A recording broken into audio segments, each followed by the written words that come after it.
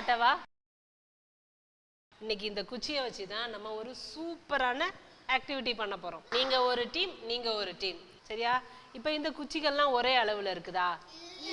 இல்ல இல்லையா, வெவ்வேறு அளவுல இருக்கு. இப்படி வெவ்வேறு நீளத்துல இருக்கக்கூடிய குச்சிகளை ஒரு குழுவுக்கு 20 குச்சிகள் வீதமா கொடுக்க போறேன், சரியா? இந்த குச்சிகளை வச்சு நீங்க ஒவ்வொரு குழுவும் 5 நாற்கரங்களை உருவாக்கணும். எத்தனை நாற்கரங்களை உருவாக்கணும்? சூப்பர். அதுக்கு பிறகு நான் உங்களுக்கு ஒரு அளவுகோல் கொடுப்பேன். ஒவ்வொரு டீமுக்கும் ஒவ்வொரு அளவுகோல் கொடுப்பேன். இது எதுக்கு? எதை அளந்து பார்க்கறதுக்கு? வடிவங்கள். நீங்க உருவாக்கி இருக்கக்கூடிய வடிவங்களுடைய அனைத்து பக்கத்தையும் அளந்து உங்களுடைய நோட்ல எழுதிக்கணும், சரியா? 2 டீமும் ரெடியா இருக்கிறீங்களா? சூப்பர். செய்ய ஆரம்பிங்க.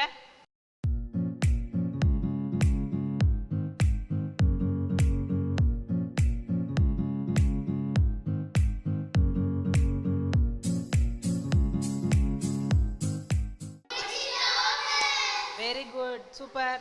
சரி, இப்போ எத்தனை வடிவங்களை உருவாக்கி இருக்கீங்க? 5 வடிவங்களை. 5 வடிவங்களுடைய 4 பக்க நீளத்தையும் அளந்து எழுதுங்க, சரியா? எழுதுங்க பாப்போம்.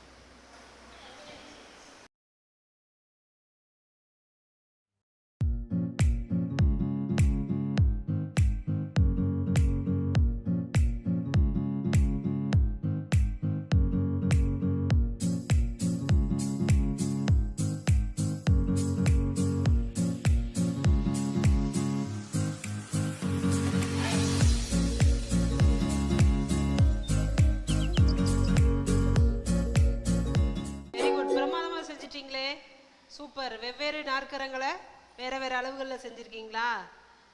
எழுதியிருக்கிறது சூப்பர். ஆனா பாப்பா, சென்டிமீட்டரை எண்களுக்கு பின்னாடி போடணும், சரியா? இப்போ 48 சென்டிமீட்டர் அப்படின்னு போடணும், சரியா? எழுதுங்க, சரிப்படுத்துங்க.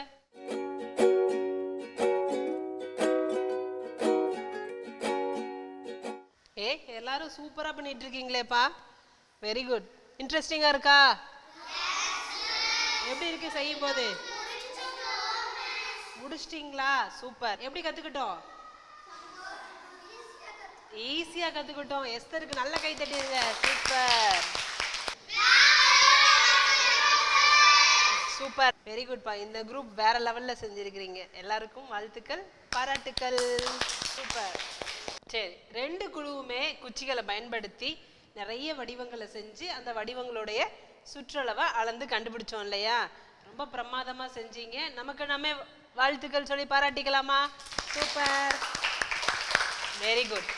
இப்போ 4ஆம் வகுப்பு நீங்க மட்டும் உங்க கையில் இருக்கக்கூடிய பயிற்சி தாளை நீங்க செய்ய போறீங்க, சரிங்களா? இப்போ நம்ம அந்த செயல்பாட்டை தொடர்ந்து செய்ய போறோம். சரி, இப்போ நான் உங்களை ஒரு கேள்வி கேட்குறேன், கேட்கலாமா? ரெடியா இருக்கிறீங்களா? 4 பக்கமும் ஒரே அளவுள்ள குச்சிகளை பயன்படுத்தி செய்யக்கூடிய வடிவம் என்ன?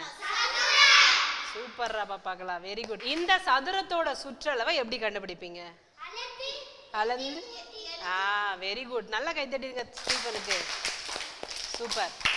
எதிரெதிர் பக்கங்கள் சமமான அளவுடைய குச்சிகளை வச்சு என்ன வடிவம் செய்யலாம்? சூப்பர். அதோட சுற்றளவை எப்படி கண்டுபிடிக்கலாம்? அளந்து எழுதி கூட்டி சொல்லிடலாம். Very good. அதாவது சதுரத்தோடைய சுற்றளவையும் செவ்வகத்தோட சுற்றளவையும் ரொம்ப எளிமையா கண்டுபிடிக்கிறதுக்கான வழியை தேடுறதுக்கு முன்னாடி நான் உங்க எல்லாருக்கும் ஒரு கதை சொல்ல போறேன். செந்தில்னு ஒரு விவசாயி இருந்தார். அவர் அவரோட தோட்டத்துக்கு முள்வேலி அமைக்கணும் அப்படின்னு நினைச்சாராம். நேர தோட்டத்துக்கு போய் வேகமா ஒரு பக்கத்தை மட்டும் அளந்துட்டு கடகடன்னு கடைக்கு போயிட்டார். கடைக்கு போய் முள்வேலி அமைக்கிறதுக்கு தேவையான கம்பிகளை கரெக்டான அளவுல வாங்கிட்டு வந்துட்டார். எப்படி?